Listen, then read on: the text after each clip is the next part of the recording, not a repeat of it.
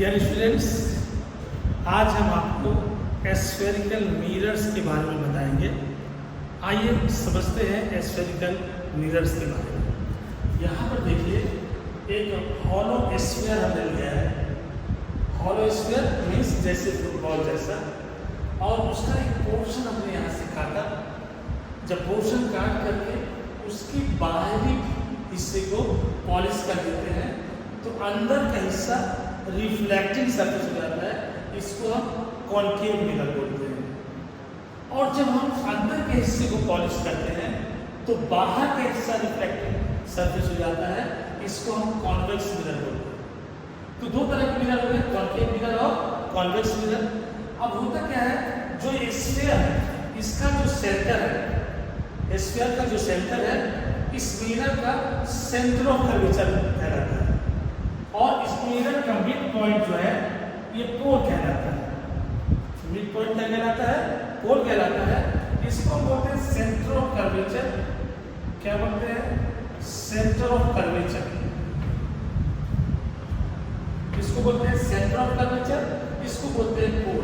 और इससे होकर के जो लाइन हम खींचते हैं, सेंटर ऑफ कर्वेचर और पोल से होकर जो लाइन जाती है उसको प्रिंसिपल एक्सिस बोलते हैं। क्या बोलते हैं? Principal axis. अब यहाँ पर भी देखिए सेम चीज, यहाँ पर भी ऐसी सेम बातें रहेंगी।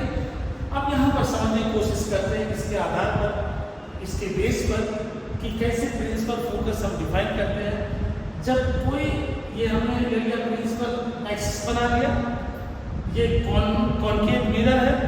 जब पैरेलल रे किसकी पैरेलल? प्रिंसिपल एक्सिस की पैरेलल जब कोई रे जाती है तो रिफ्लेक्शन के बाद प्रिंसिपल एक्सिस के एक पॉइंट पे मिलती है। उस पॉइंट को हम फोकस कहते हैं। उस पॉइंट को क्या कहते हैं? फोकस कहते हैं। और P से F तक की दूरी, ये जो P से F तक की दूरी है, इसको हम फोकस दूरी कहते हैं, फोकल लेंथ कहते हैं। इसी तरह से जब यहाँ पर आएंगे कॉन्वेक्स में, तो पैरेलल रे जो प्रिंसिपल एक्सिस के पैरेलल है, रिफ्लेक्शन के बाद ये एक पॉइंट पर मिलती हुई प्रतीत होती है। Seems to meet at a point. यहाँ पर ये मिलती हुई प्रतीत होती है, तो इसको हम कहते हैं प्रिंसिपल फोकस। और इस डिस्टेंस को हम क्या कहते हैं? फोकस दूरी कह देते हैं कॉन्वेक्स मिरर के लिए। होता क्या है, जब हम कोई इमेज बनाते हैं मिरर से, स्फेरिकल मिरर से, तो हमें कुछ रूल्स फॉलो करने पड़ते हैं। आइए देखते हैं वो कौन से रूल्स है जो इसमें काम करते हैं। कॉनकेव मिरर के लिए देखिए, कॉनकेव मिरर के लिए यहाँ पर जब ये पैरेलल रे, प्रिंसिपल एक्सिस की पैरेलल रे रिफ्लेक्शन के बाद कहाँ से होकर जाएगी? फोकस से। दूसरा रूल है, जो फोकस से होकर ले जाएगी रिफ्लेक्शन के बाद प्रिंसिपल एक्सिस के पैरेलल हो जाएगी। तीसरा रूल है, जो रे सेंटर ऑफ कर्वेचर से होकर जाएगी रिफ्लेक्शन के बाद उसी पाथ को फॉलो करेगी, उसी डायरेक्शन में वापस चली जाएगी। यहाँ पर एक बात और बहुत अच्छी है यहाँ, कि कॉनकेव मिरर हो चाहे कॉन्वेक्स मिरर हो, दोनों में लॉज ऑफ रिफ्लेक्शन काम करता है। तो यहाँ पर जो रे आएगा, P पॉइंट पर रे आएगी, यहाँ पर P पॉइंट पर रिफ्लेक्शन के बाद वापस लौट जाएगी। ये दोनों एंगल बराबर होंगे, मतलब लॉ ऑफ रिफ्लेक्शन को फॉलो करता है। यहाँ पर देखिए, जब हम कॉन्वेक्स मिरर लेते हैं तो क्या होता है? पैरेलल रे जो प्रिंसिपल एक्सिस के पैरेलल होती है, वो रिफ्लेक्शन के बाद seems to pass through focus, तो ये अपोजिट डायरेक्शन में यहाँ चला जाएगा। ये यहाँ पर डॉट डायरेक्शन में मिला दिया। सिमिलरली यहाँ जब ये फोकस की तरफ जाएगी तो अंदर तो जाएगी नहीं, यहाँ से यहीं से रिफ्लेक्ट हो जाएगी, तो इसके पैरेलल हो जाती है प्रिंसिपल एक्सिस के। यहाँ पर क्या होता है, जो C की तरफ, देखिए जो यहाँ पर C की तरफ जाएगा रिफ्लेक्शन के बाद उसी डायरेक्शन में वापस चलेगा। यहाँ पर फिर से अरे इंसिडेंट रे, ये क्या हो जाएगा? रिफ्लेक्टेड रे, मतलब लॉज ऑफ रिफ्लेक्शन को फॉलो करता है। तो ये चार रूल्स है जिसके बेस पे इमेज फॉर्मेशन होता है।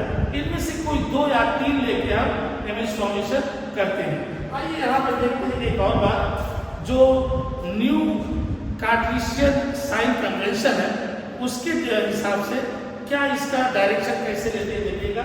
कोई भी रे जब हम लेते हैं तो लेफ्ट टू राइट लेते हैं, ये डायरेक्शन होगा, मतलब ऐसे लेफ्ट टू राइट आएगी रे। तो यहाँ से क्या होगा, जब रे आती है तो यहाँ देखिए ये कॉनकेव मिरर हमने लिया है, तो इसके अपोजिट डायरेक्शन में ये पी है पोल है, इसके अपोजिट डायरेक्शन में सारे डिस्टेंसेस नेगेटिव होंगे और इसके इस डायरेक्शन में सारे डिस्टेंसेस पॉजिटिव होंगे। अगर कोई ऑब्जेक्ट ऐसे रखा हुआ है ऊपर की तरफ तो ये पॉजिटिव होगा, और नीचे की तरफ अगर कोई इमेज फॉर्मेशन होता है तो क्या होगा, नेगेटिव होगा। सिमिलरली यहाँ पर भी देखिए सेम रूल्स फॉलो होता है। रे कहाँ से आएगी, लेफ्ट टू राइट, रिफ्लेक्शन के बाद कोई भी सारे डिस्टेंसेस पोल से लेते हैं। लेफ्ट हैंड साइड में सारे डिस्टेंसेस नेगेटिव होंगे, राइट हैंड साइड में सारे डिस्टेंसेस पॉजिटिव होंगे। और साथ में एक चीज और यहाँ पर देखना है, जो भी ऑब्जेक्ट ऊपर की तरफ ऐसे रखा जाएगा, ऊपर की तरफ उसकी लेंथ जो है वो पॉजिटिव होगी, और अगर नीचे की तरफ लेते हैं तो उसकी लेंथ क्या होगी, नेगेटिव। अब हम देखते हैं कि F = R/2 कैसे होता है कॉनकेव मिरर के लिए। सबसे पहले आइए देखते हैं, ये कॉनकेव मिरर है और इसका एजम्पशन हमने ये लिया है कि अपर्चर इज़ वेरी स्मॉल, मतलब जो मिरर होगा, इसे मिरर का जो गोलाई होता है उसका जो डायमीटर होता है उसको हम बोलते हैं अपर्चर। अपर्चर को थोड़ा स्मॉल मानते हैं, छोटा मान के चलते हैं, और AZ is very close to principal axis, मतलब ये इसके काफ़ी क्लोज है, तब ये प्रूव पॉसिबल है, नहीं तो नहीं। आइए देखते हैं, पैरेलल रे जब रिफ्लेक्शन के बाद फोकस से होके जाता है, ये रूल है, और ये जब हम इसको मिलाते हैं सेंटर ऑफ कर्वेचर से तो ये नॉर्मल हो जाता है, तो ये थीटा तो ये भी थीटा होगा लॉज ऑफ रिफ्लेक्शन से। तो क्या होगा, ये दोनों पैरेलल है इसीलिए दोनों थीटा हो जाएंगे। और यहाँ पर देखिए इस ट्रायंगल में ये एक्सटीरियर एंगल है ट्रायंगल ZCF का। In triangle ZCF 2 theta is the exterior angle, 2 theta is the exterior angle of triangle ZCF. It is already written here ZCF. 2 theta is the exterior angle of ZCF. Now